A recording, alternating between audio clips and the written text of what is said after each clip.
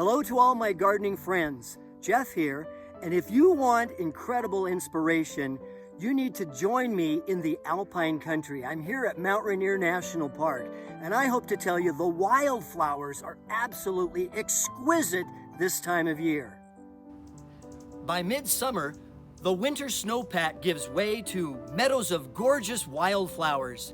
These tapestries of flowers may seem to blend together, especially from a distance, but if you stoop down, you'll find there are a wide variety of different kinds of plants to enjoy. Plant identification is the cornerstone for any educated horticulturalist, but even a gardening pro might find themselves at a loss in an unfamiliar environment. How about packing an illustrated field guide to help you name these gorgeous wildflowers? If you really want to know what you're looking at, having a reference book like mine is awfully handy in the mountains where cell service might not be available. Now, because of when the snow melts, the growing season is very short in the Alpine country, and the varieties you'll see can change from week to week. Let me share with you some of my favorite wildflowers that you can find up here.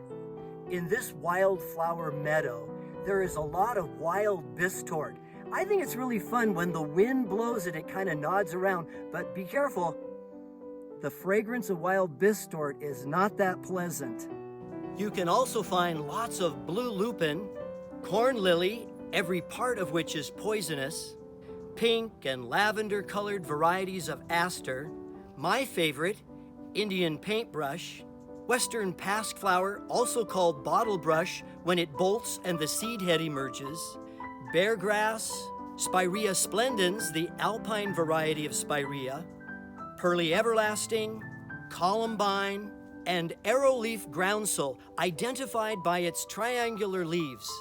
Isn't it absolutely beautiful up here? I hope that you and your family can make the time to hit the trail and come up and enjoy the wildflowers. Hey, thanks so much.